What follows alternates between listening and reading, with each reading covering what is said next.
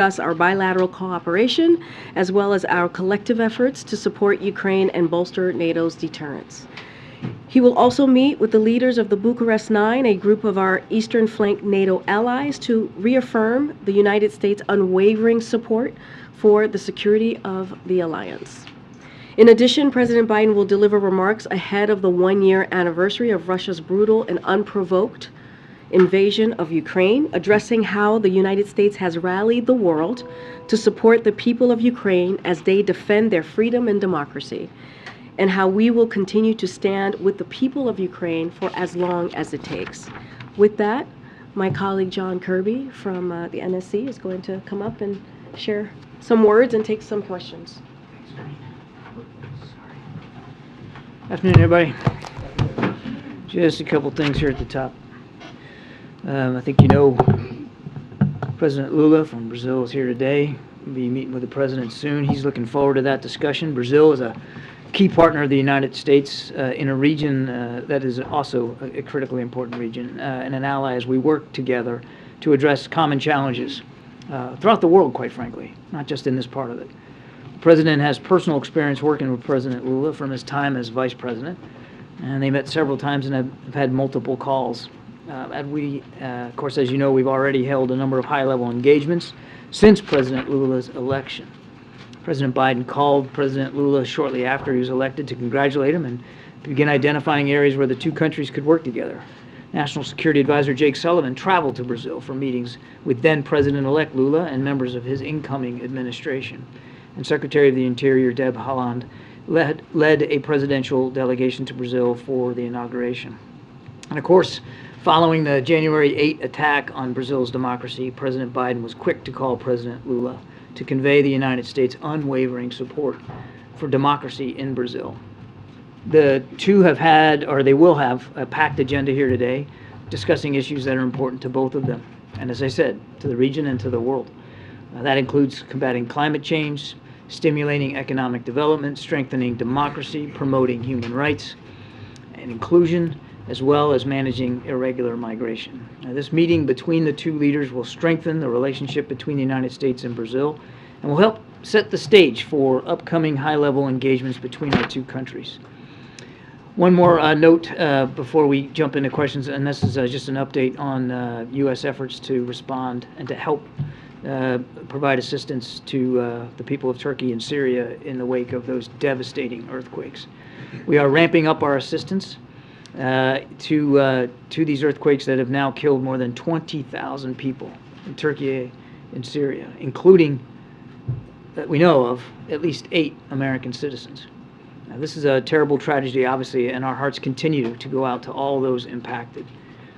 We remain in close contact with our Turkish allies at every level of government, including, of course, a phone call between President Biden and President Erdogan. Yesterday, we announced that the United States will provide $85 million in life-saving assistance to provide shelter to the displaced, as well as food, medicine, and other desperately needed aid.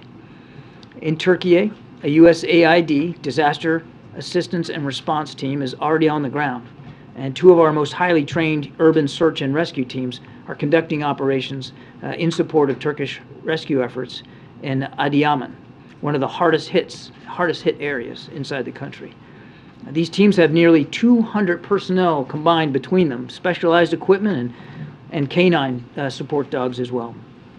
They have been able to expand their operational reach with the support of U.S. military Black Hawk helicopters. And because of the extensive damage to roads and to bridges, ground transportation, I think you can understand, is pretty challenging. They'll continue to run airlift operations from Incirlik, transporting rescue personnel to sites that they are most needed to conduct operations.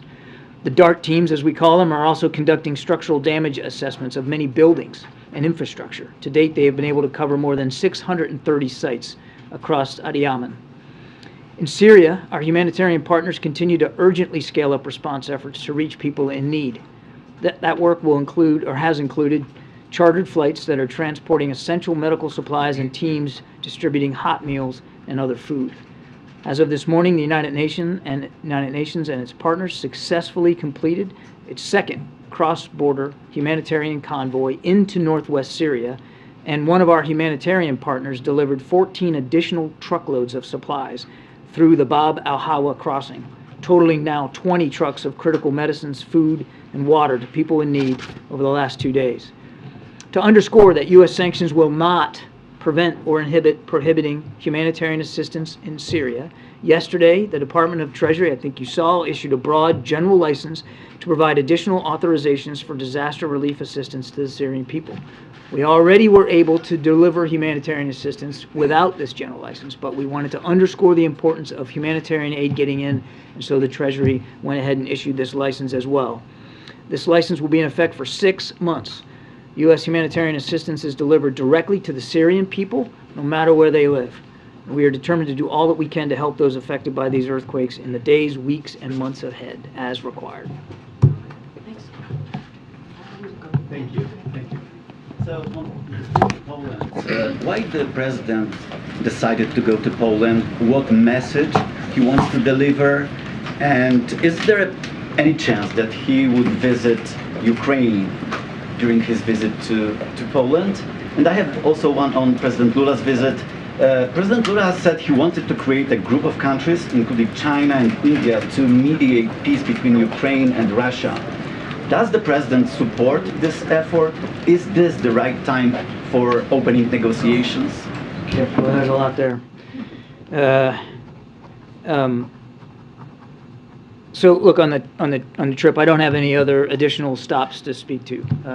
Karine announced the purpose of the trip, and that's to go to Poland. And in Karine's opening statement, I think she answered your main question, which is what does he want to talk about? He wants to talk about the importance of the international community's resolve and unity in supporting Ukraine for now going on a year. Wouldn't it be great if the president didn't have to make a trip around a one-year anniversary of a war that never should have started? Sadly, that's where we are, and he wants to make sure that he's sending that strong message, not only of the United States resolve, but the international community resolve.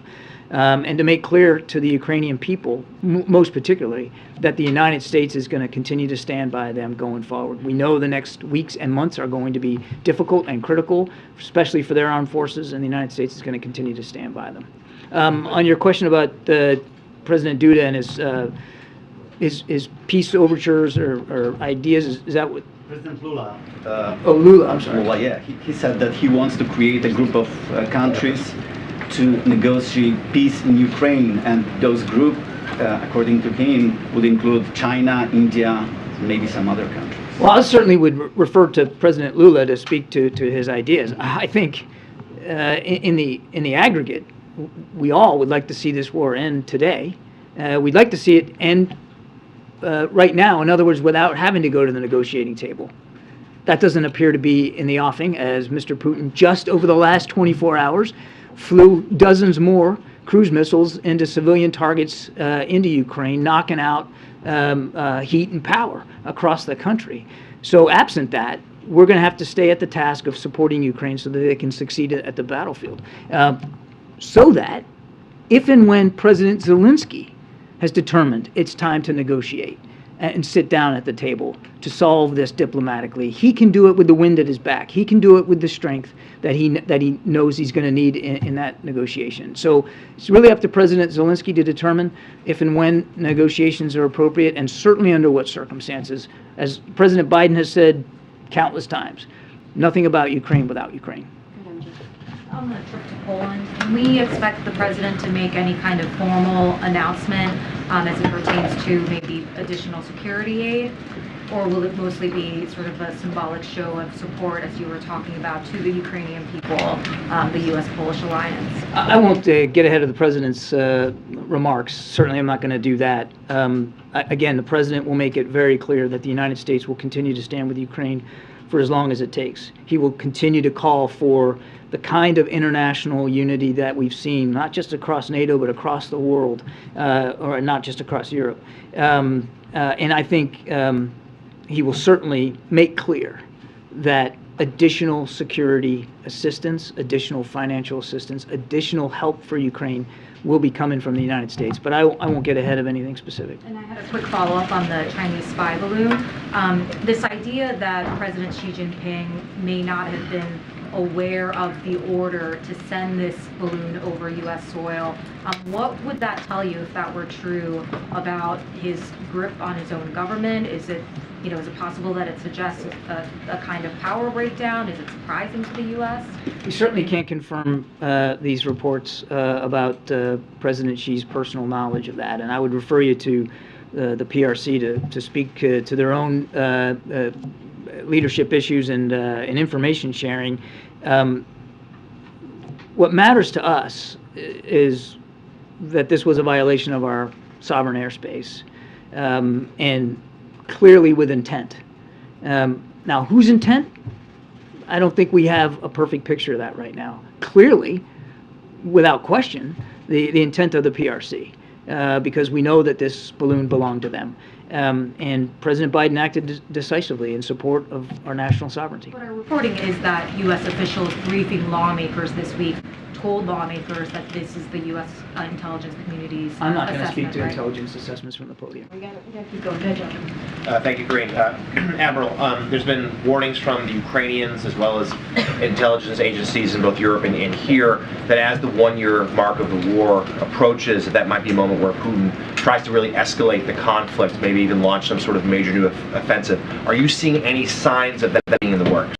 What we see, Jonathan, is that the Russians continue to conduct offensive operations in the Donbass area. The fighting around Bakhmut remains pretty vicious, even as you and I are talking. Clearly, as we've seen over the last 12 hours, he's willing to continue to barrage the country with cruise missiles, knocking out civilian infrastructure and trying to make life more difficult for the Ukrainian people. And we do believe that he will try to take advantage of these winter months to restock, resupply, rearm, contribute to his manpower in what could be renewed offensive operations come spring. But have we seen all that take shape now? I don't believe we're at a point where we've seen all of that really form. But we're anticipating that. And frankly, so are the Ukrainians. And that's one of the reasons why you've seen in just recent weeks the kinds of security assistance packages that, from the United States and from others that are more advanced capabilities, the kinds of capabilities that will allow them to fight in open terrain, combined arms capabilities, armored capabilities, artillery, all of that is designed to help them prepare for whatever the Russians might be planning in the spring. All that's to say, we do expect that, again, as the weather improves, the fighting will probably get more vicious. Thank you, Karine. Hi, John. I have more follow-ups on the Lula visit as well as the assistance U.S. providing to Turkey. But really briefly, can you speak to rumors that there is another Chinese balloon above Alaska or any other parts of U.S. territory that the U.S. shot down? So I can confirm that the Department of Defense was tracking a high-altitude object over Alaska airspace in the last 24 hours. The object was flying at an altitude of 40,000 feet and posed a reasonable threat to the safety of civilian flight. Out of an abundance of caution and at the recommendation of the Pentagon, President Biden ordered the military to down the object. And they did, and it came inside our territorial waters. Those waters right now are frozen, but inside territorial airspace and over territorial waters. Fighter aircraft assigned to U.S. Northern Command took down the object within the last hour. Okay.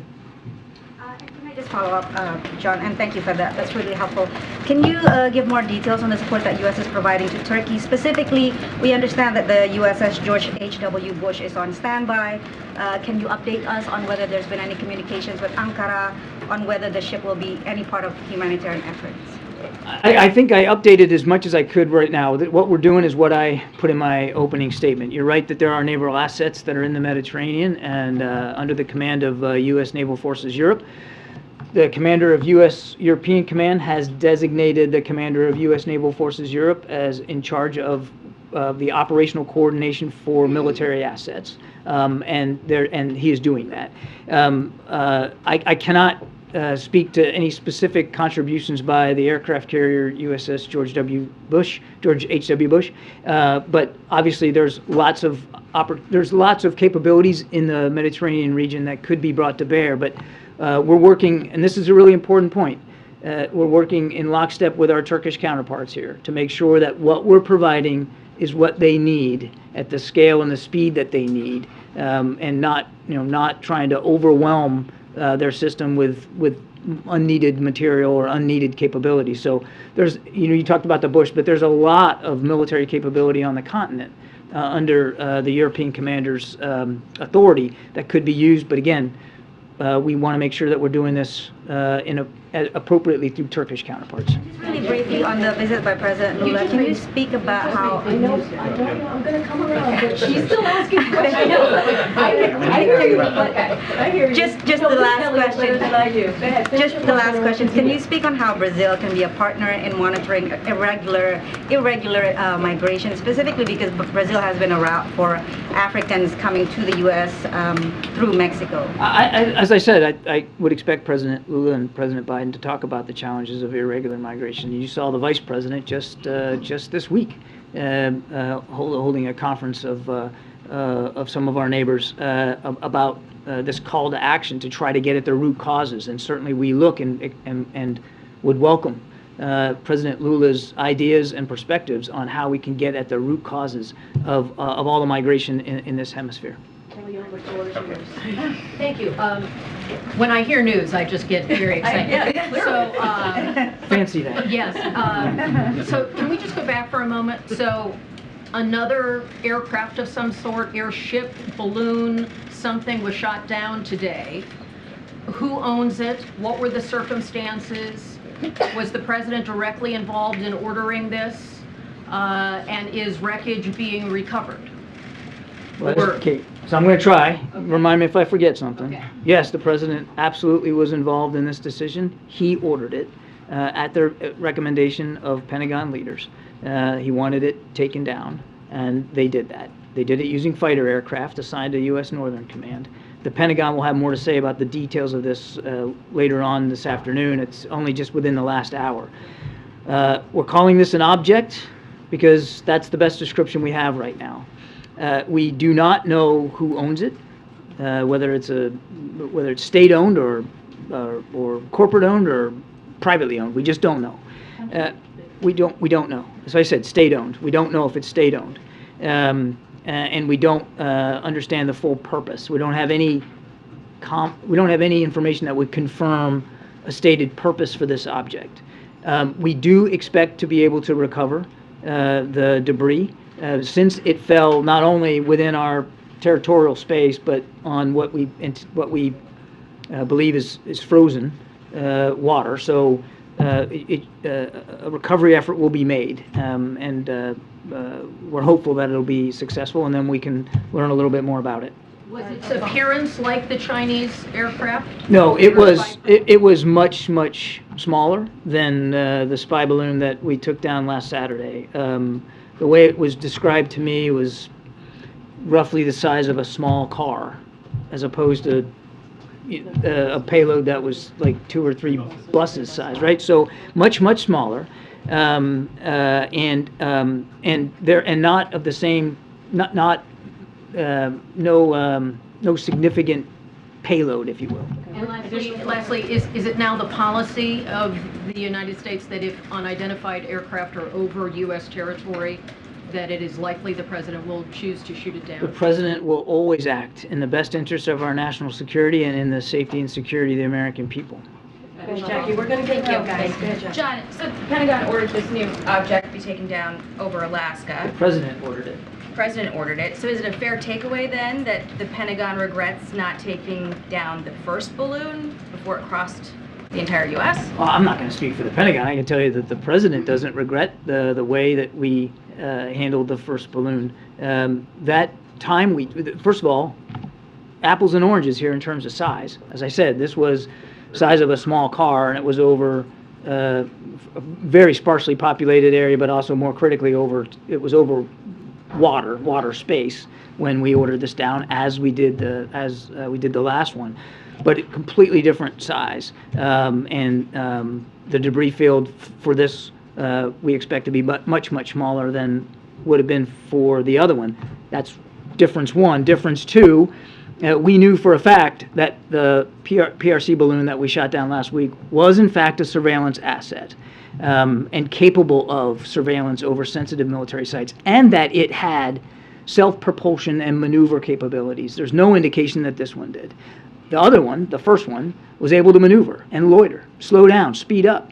It was very purposeful, that flight path inside the jet stream. That would suggest that maybe she's And- taking it out over Alaska too, though. Well, look, the Pentagon's already spoken to this question about whether or not they should have or could have shot it down over Alaska airspace. I would refer you to, there was 2 hours and hours of testimony yesterday on that. On the communications, though, we still don't know, and correct me if I'm wrong, we don't know what intelligence or communications could have been collected or what devices they were targeting, as I understand it.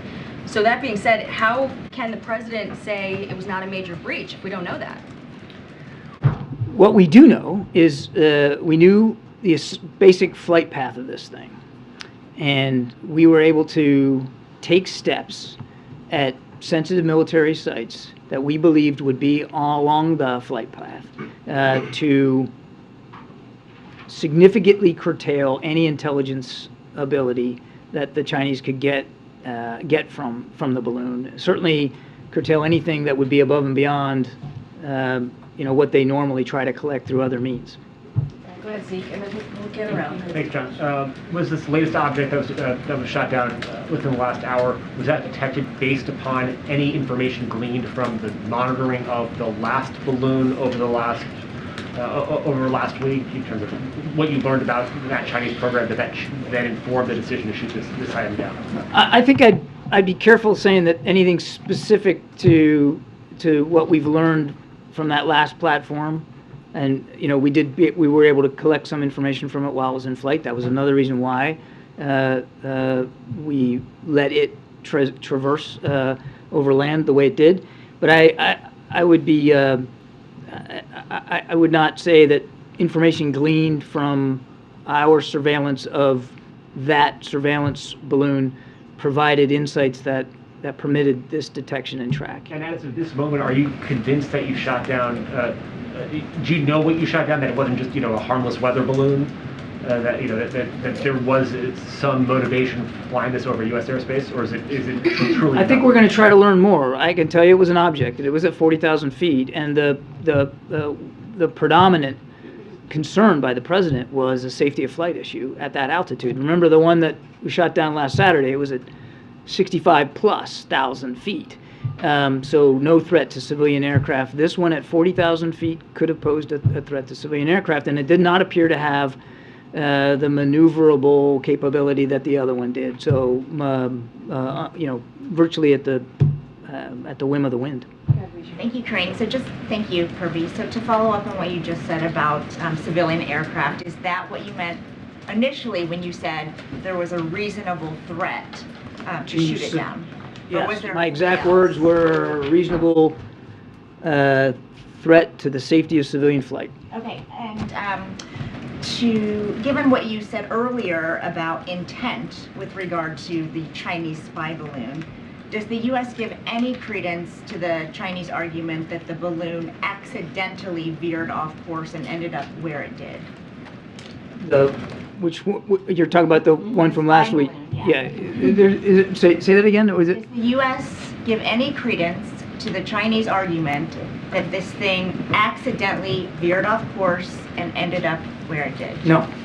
So, was it targeting specific places? Was it targeting military sites? What we know is that the flight path it executed took it over sensitive military sites. What we also know is that it could maneuver, that it had propulsion capability and steerage capability, and could slow down, speed up, and that it was on a path to transit over sensitive military sites. Thank you. Thanks. Admiral Kirby, on the latest object, you said it did not appear to have the maneuverability capabilities that the Chinese spy balloon have. Did it have any maneuverability, or was it flying on its own? At this time, all I can tell you is it did not appear to have the ability to independently maneuver.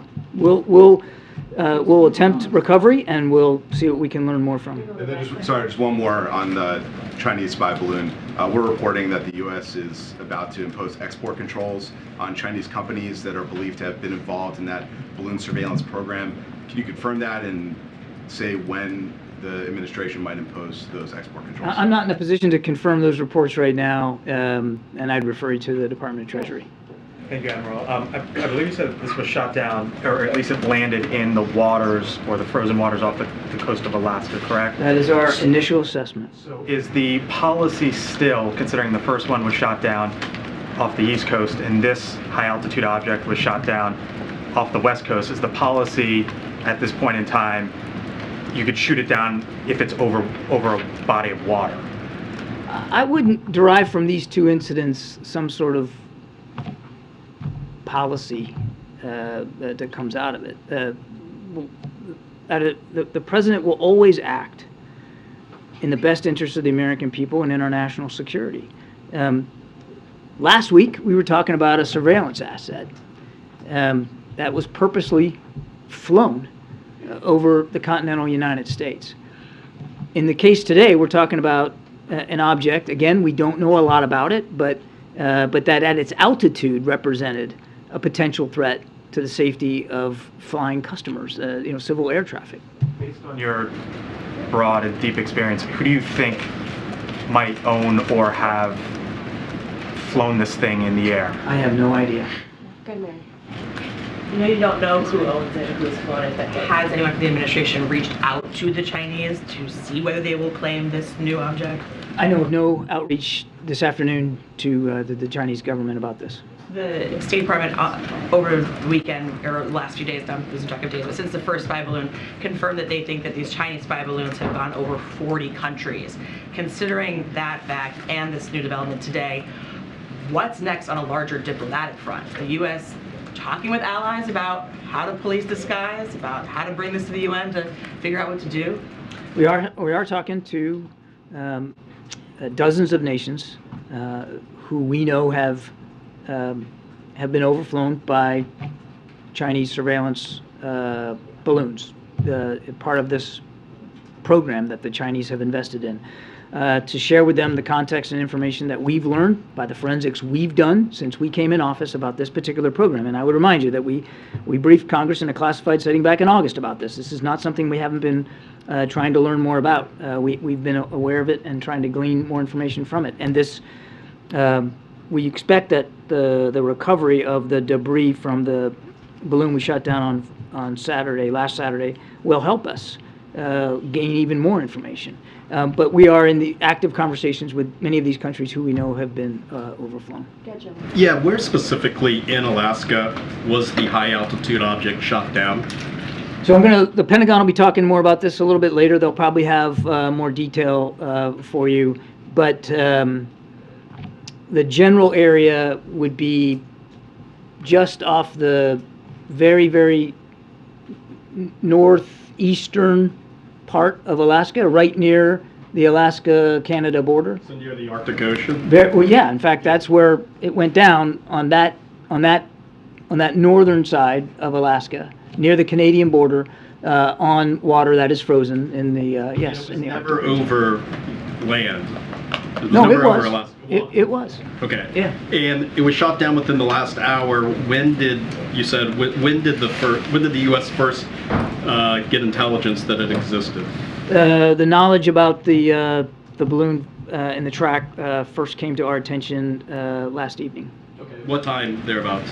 I don't have an exact time on the clock for you. It was last evening. Well, have you ruled out, or not ruled out, but you have not determined that it was surveillance in nature, correct? We haven't ruled anything in or out. And that's why we're calling this thing an object. You just called it a balloon. You misspoke there. I'm sorry. It's not a, yes, I'm sorry. You guys have... You can't say it's a balloon either. You guys have me with balloon on the brain right now. Right. This was an object.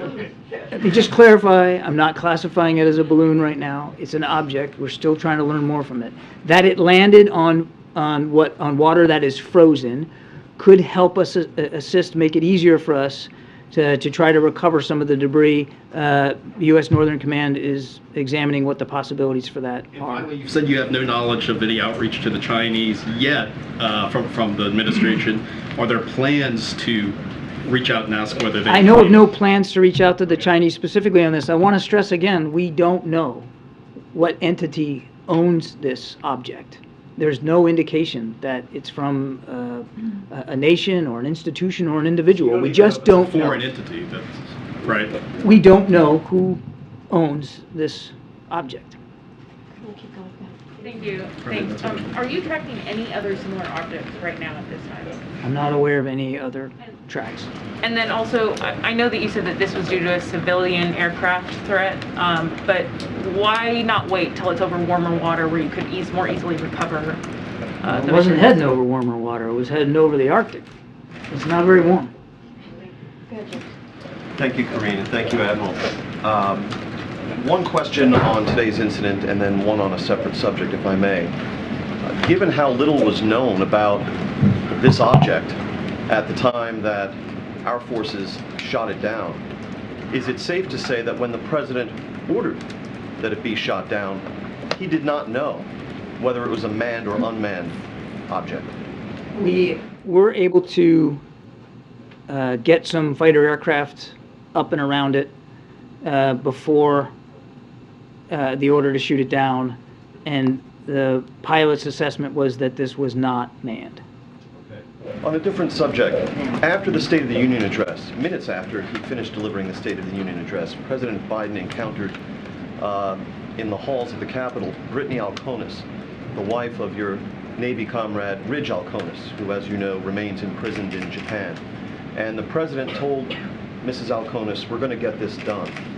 I wonder if you can tell us if the Alconis case figured in the conversation that the President had with the Japanese Prime Minister when he visited here last month, and if you can flesh out the President's promise to Mrs. Alconis. I know generally you don't like to say a whole lot about these kinds of efforts, but what can you tell us about what's being done on behalf of Lieutenant Alconis? I would go back to what I said to you last time, James. I mean, the President's well aware of this case.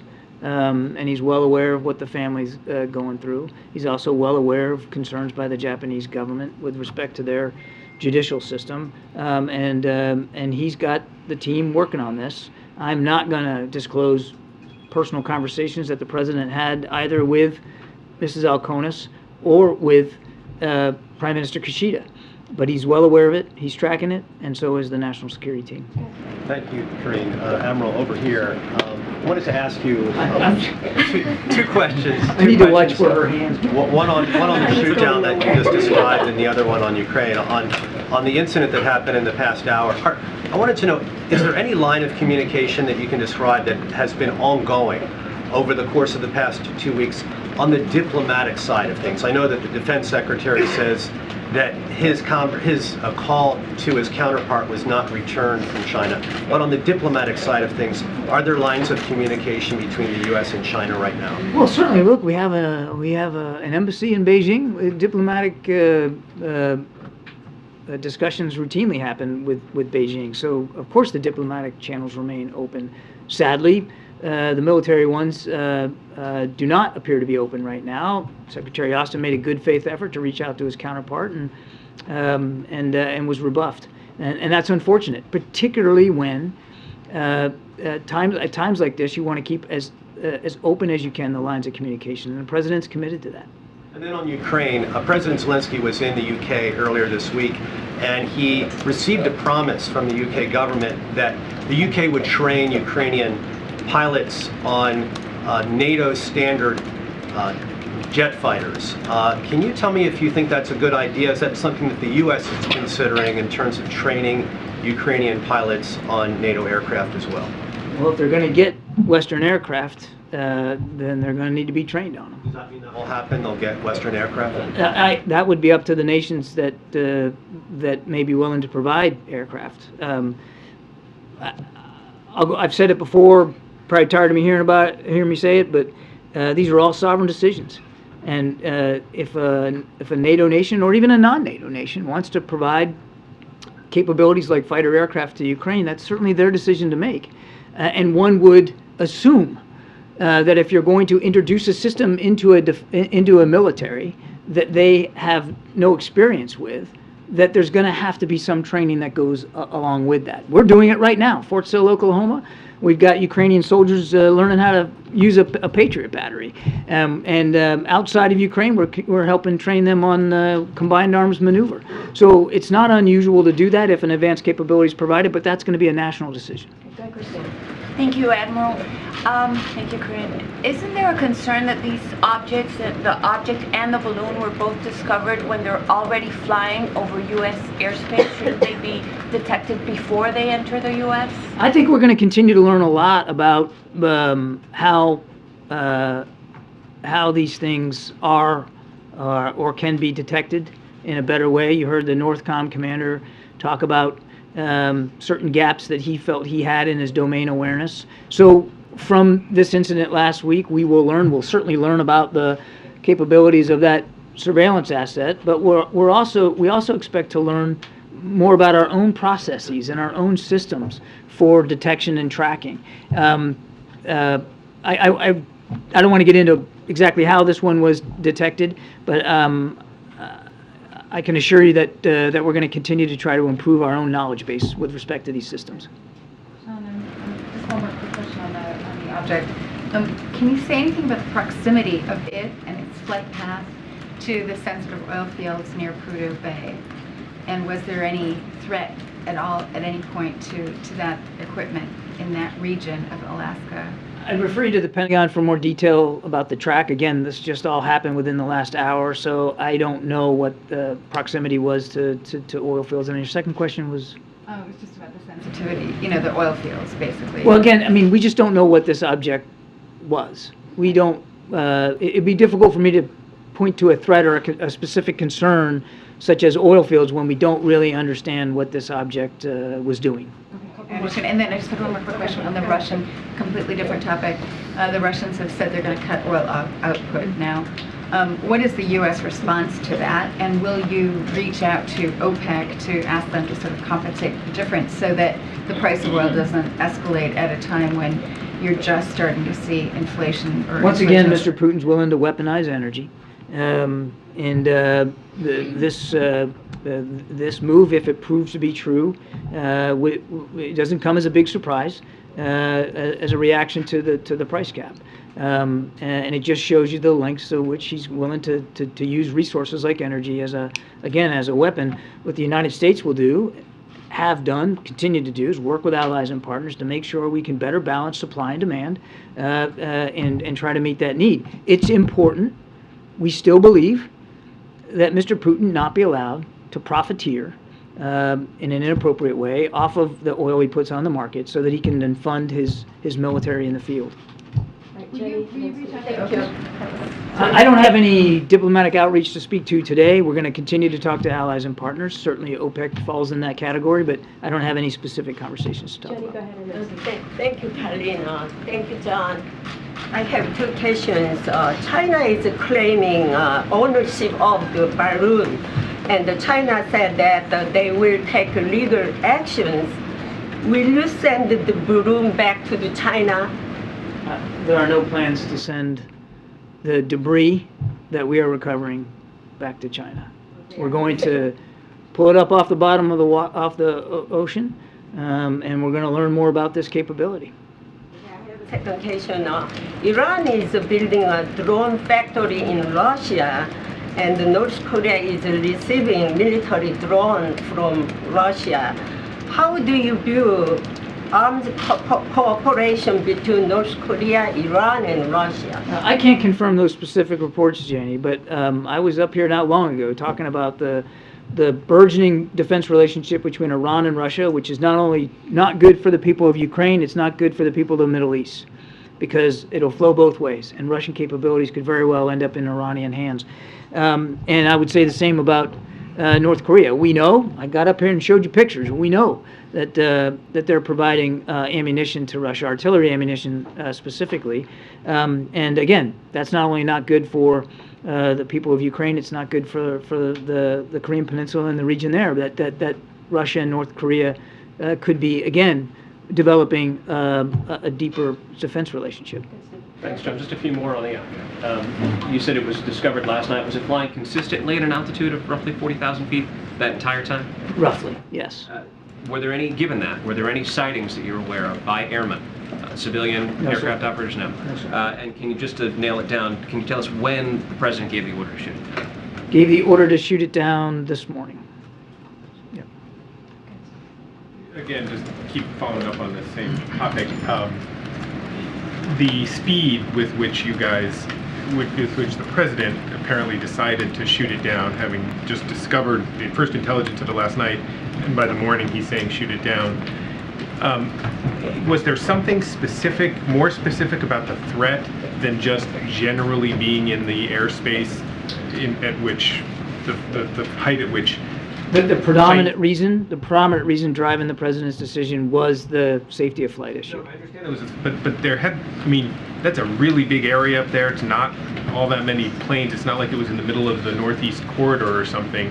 Is there no way in which you guys could have said, hey, airplanes, like, steer clear of this area until we know better what this thing is, because we're, I mean, in other words, was there some reason why? The president wasn't willing to take that kind of a risk in time, because this thing did not appear to be self-maneuvering, and therefore at the mercy of prevailing winds. It was much less predictable, and so the president just wasn't willing to take that risk. Thank you. You mentioned that there were fighter aircraft who were able to determine that it likely was not manned.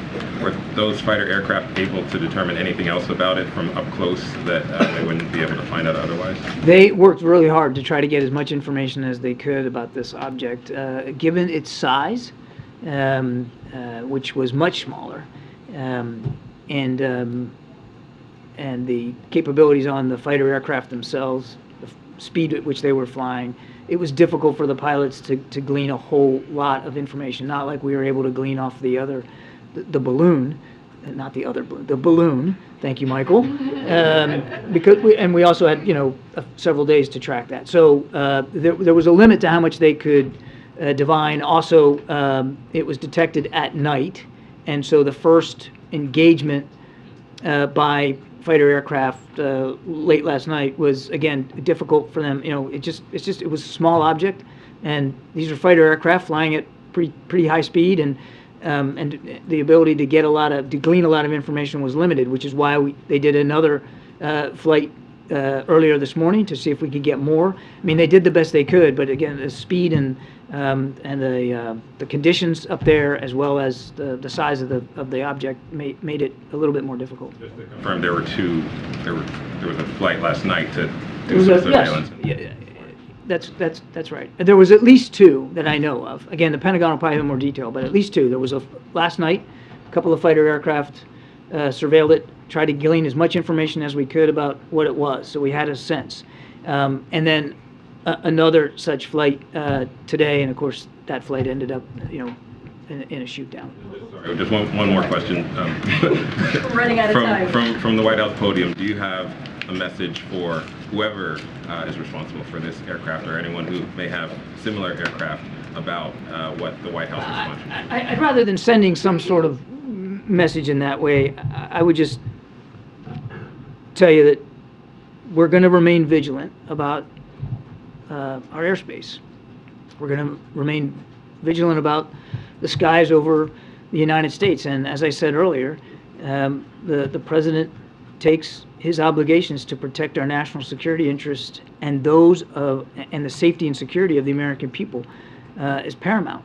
And he's always going to decide and act in a way that is commensurate with that duty. That's the real takeaway here. Okay, way in the back. Did the U.S. ask Brazil to block Iranian warships from docking in Rio, and if so, why? We did not ask the Brazilians to block that. Those ships are sanctioned ships specifically, and we don't want to see them dock anywhere in this hemisphere. And we've been very clear about that. But there was no specific ask made of Brazil. That's a sovereign decision that President Lula has to make. I wanted to follow up on a question I asked you in September. In light of the Chinese spy balloon incident, does this administration consider Chinese land purchases near U.S. military bases a national security threat? We are always concerned about potential foreign collection near or around our military sites. And you're right, last week is a good example of that. We take that seriously, whether that's terrestrial related or whether it's from the air. And I think I'll just leave it at that. Would you be working perhaps with Congress to put in place legislation to prevent that kind of We are ownership? always willing to work with Congress to address our national security interests and threats as best we can. Karine. Thanks, Karine. Thanks, Admiral. So, all right, thank you, Karine. Admiral, just real quick, is there a timeline for recovery of this object? You'd have to talk to the Pentagon. I don't know. Again, guys, this just happened within the last hour and a half, and they're still assessing where this thing landed and the degree to which they can get to it. And on the Poland visit, I know in the statement that you put out, Karine, it says that the president is going to meet with leaders of the eastern flank NATO countries. Are any other European leaders, NATO leaders, expected to join the president on this trip? We're still putting the agenda together. The predominant reason to meet with them, the Bucharest Nine, as you call it, is to really talk to those nations who are literally on the eastern flank of the NATO alliance. But I can't rule in or rule out that there may be additional attendees or additional meetings that the president might have. Go ahead, Sebastian. Thank you very much. Hello, John. Over here. Yeah, thanks. Yeah. Back to Lula, if you can remember him. Is there going to be any commitment to the Amazon Fund by the United States during this visit? I think let's have the visit occur here shortly, and we'll provide you a readout. I don't have anything specific on that. Okay, thank you. So, John, the U.S. Special Presidential Coordinator for Global and Infrastructure Energy is in Angola. So he met with President Lorenzo. Can you elaborate a little more on this visit?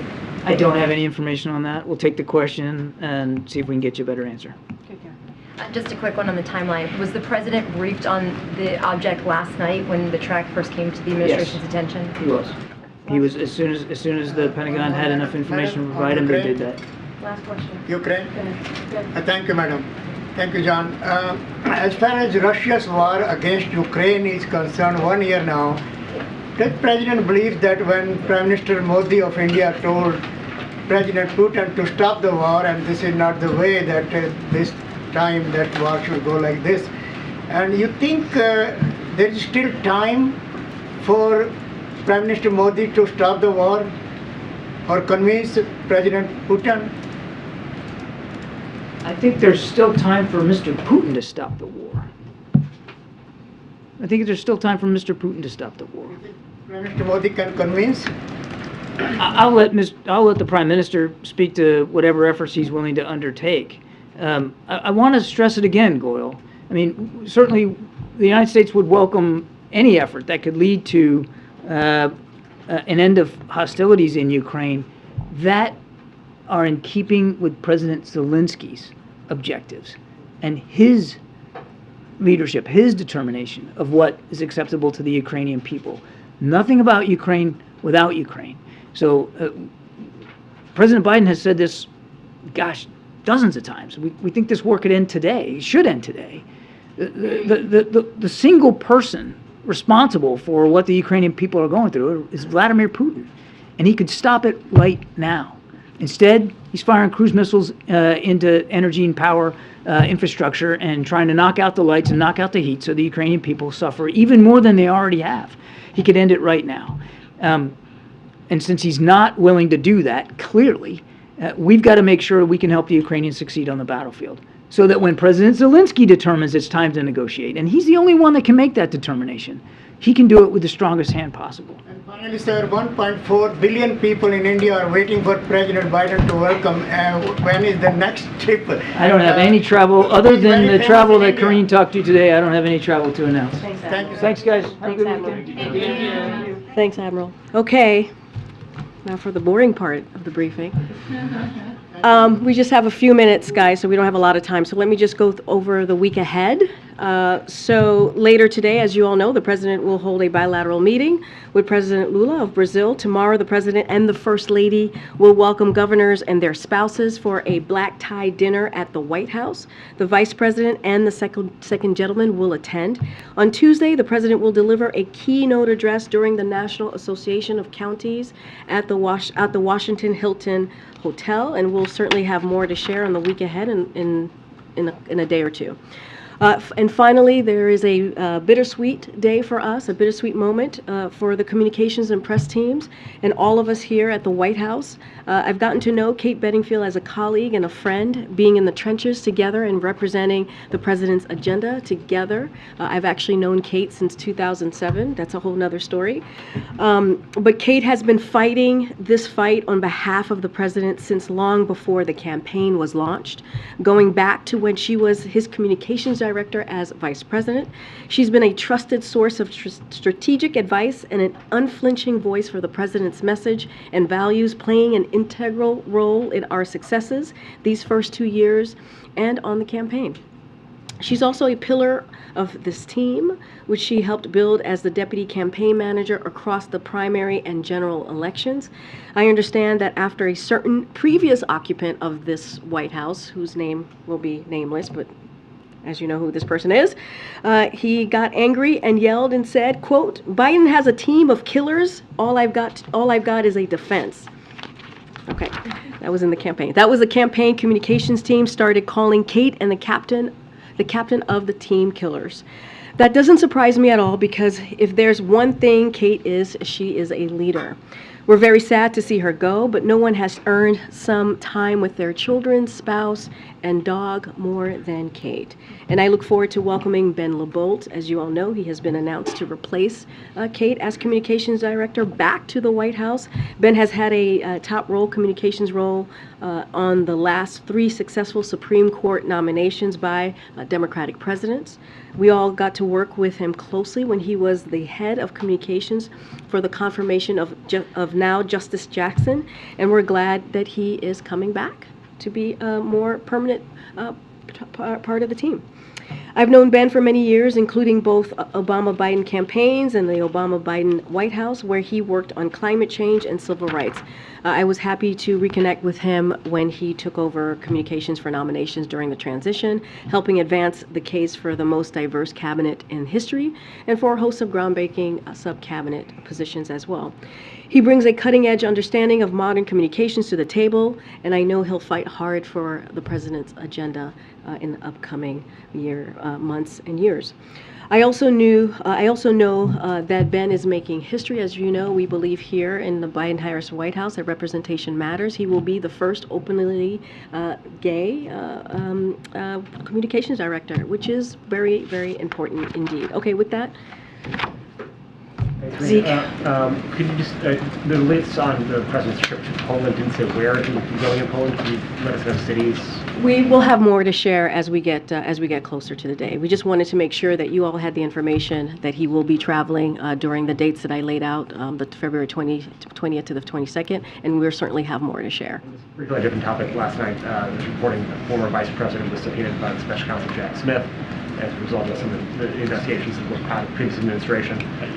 That obviously raises a bunch of privilege concerns. Would the President waive executive privilege for the former Vice President's testimony before a grand jury, or it takes out? I'm just not going to, as you can imagine, not going to speak to this. I'm just going to refer you to the Department of Justice. Okay. Oh, nobody has a question. I can leave right now. Karine, thank you. New Inspector General report accuses the architect of the Capitol, Brett Blanton, of a bunch of things: widespread misuse of taxpayer-funded government vehicles, misleading information to investigators, impersonating law enforcement. That's in addition to making the decision not to go to the Capitol on January 6, 2021, which outraged Democrats and Republicans. And the President is the only person who has the authority to fire him. Is that something he's considering? So obviously, we're taking this very seriously, and we're seeing the reports as well, as you know, and we take any advice that the members of Congress or any action that they want to take very seriously as well. I just don't have anything for you at this time to speak to on that particular matter. Okay, Justin. The House passed on a bipartisan basis, overturning DC's new criminal code and also a law that would allow non-citizens to vote. Is that something that the president would sign into law, or would he veto it? So I would have to go back to the team and just get an answer for you on that. I don't know that particular piece of legislation. This is the first time I'm hearing about it. So once I get back to the team, we'll have an answer for you. Okay, Steve. Hey, Karine, while this briefing's been underway, the National Archives has released some of the communications between the president's personal attorneys and the agency. One of them, dated on November 8th, has a communication between Gary Stern, who was the general counsel of NARA, and Bob Bauer, the president's attorney, in which it references boxes in a Boston office. It says, Pat, this is to Pat Moore, who's the president's personal lawyer.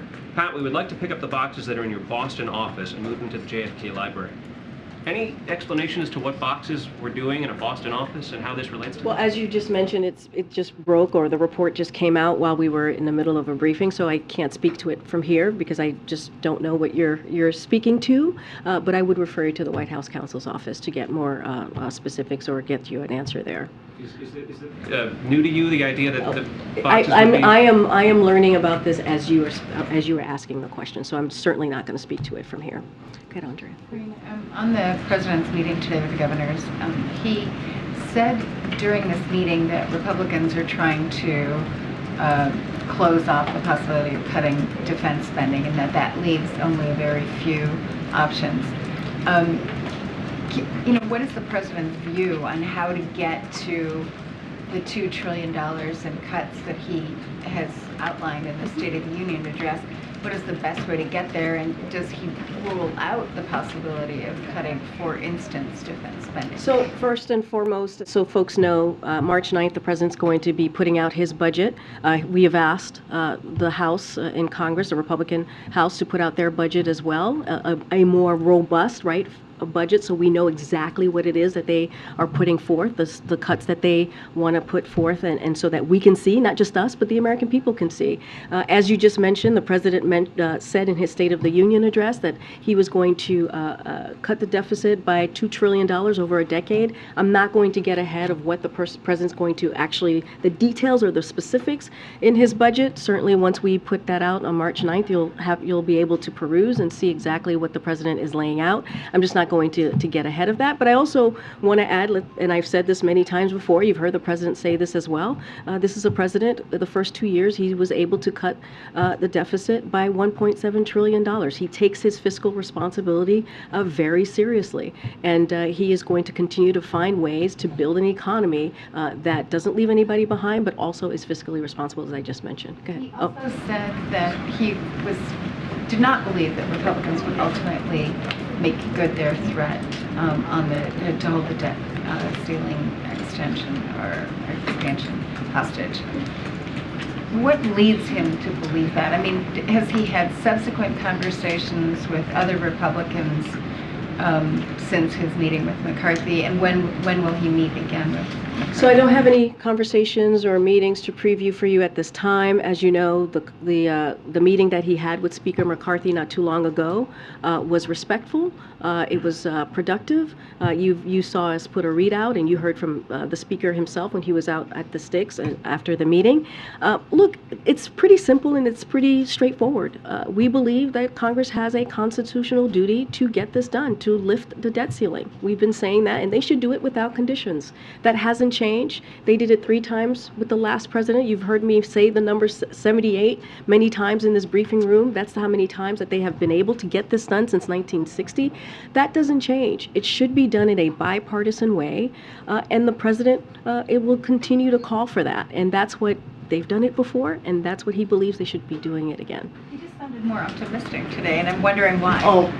This is a president who's always optimistic. This is a president who believes in optimism. As you know, he says it many times when he speaks in front of the American people, and so that is not surprising. You've heard me say that about him in describing even his speech for the State of the Union, that you would hear some optimism. So, of course, he's going to be optimistic about it. Go ahead. Particularly given Lula's visit here this afternoon, is there any kind of update on the possibility of expelling Bolsonaro from the U.S.? Does the president personally believe that he should be allowed to remain here? As I've said before, we had not received any type of request in that vein. I'm not going to get ahead of a meeting that's going to happen very, very shortly. You guys are all have to leave to. For the pool spray that's going to happen in the Oval Office, so I'm not going to get ahead. President Lula is going to go to the sticks right after the bilat, I believe, and take many questions from many of you. So I'm certainly not going to get ahead of what's going to come up in that meeting or what the agenda might be. I think the Admiral did a good job laying out our expectations, but I will let President Lula speak to that.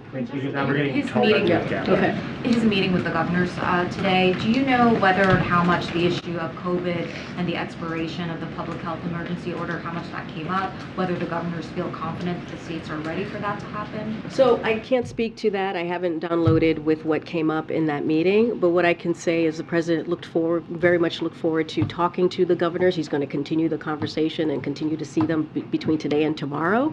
And they've been great partners with us with all of the different historical pieces of legislation that we have been able to get done, and also that they're seeing the effects of in their own state. Okay, I'll see you guys on Monday. Thank you, everybody. Thank you.